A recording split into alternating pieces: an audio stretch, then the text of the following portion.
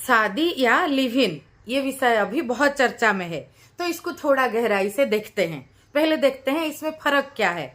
फर्क जो है वो सरकारी स्टाम्प का है, बाकी कुछ नहीं। यहाँ भी दो व्यक्ति साथ में रह रहे हैं, वहाँ भी दो व्यक्ति साथ में रह रहे हैं। बाकी शादी को भी लेके चर्चा बहुत है कि शादी कितना जरूरी है जीवन के लिए, और ये कैसे करना चाहिए, माँ बाप की इच्छा से या खुद की इच्छा से। और बहुत लोग ऐसा भी बोलते हैं कि हम बिना सोचे समझे जो शादी हो गया उसमें ज़्यादा झंझट होता है। सोच समझ के दोनों एक दूसरे को फ्रेम को देख के कि आपकी फ्रेम में अच्छा मैचिंग बैठ पाएगा, ऐसा जो रुझान आता है उस हिसाब से शादी करो तो सफल होता है। ये एक पॉइंट है। ओशो ने कहा था कहीं पे, all marriages are failure at the end. तो ये है।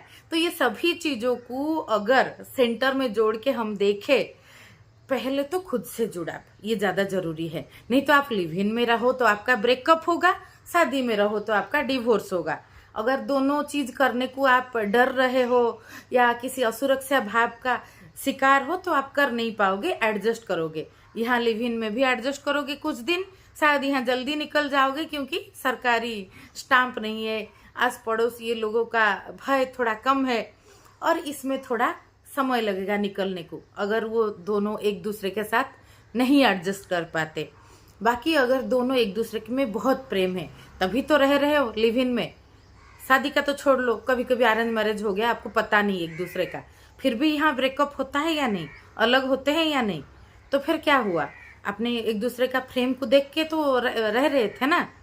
अगर इसको आप बोलोगे, जैसे आचार्य प्रशांत बोलते हैं कि आप एक दूसरे को बस, ये प्रेम नहीं है, ये बस आप आकर्षण में आ गए, तो वो प्रेम बोलते हैं कि पूरा जीवन की ऊंचाई पाने के बाद आप छांट छूट के अगर कोई साथी चुनते हो तो फिर कोई दिक्कत नहीं होगा।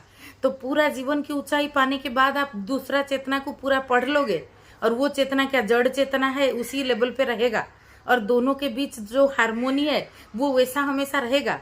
आप क्या पत्थर हो, आप में भी परिवर्तन हो रहा है, उसमें भी परिवर्तन हो रहा है, और कोई भी रिश्ता भी एक पॉइंट के बाद उसमें एक पूर्णता आ जाता है, फिर उसके बाद वो रिश्ता में और फलना फूलना संभव नहीं होता। एक दोस्ती के हिसाब से आप रह सकते हो। शादी में भी ऐसा ही होता है कि ऐसा जिसको समझ आता है वो शादी में हो चाहे या लिव इन में हो, किसी भी व्यक्ति के साथ वो रह सकता है, वो एडजस्ट कर सकता है, क्योंकि उसने खुद के साथ एडजस्ट करना सीख गया। और यहाँ एडजस्ट को मैं एक नकारात्मक नहीं, सकारात्मक शब्द के हिसाब से देख रही हूँ।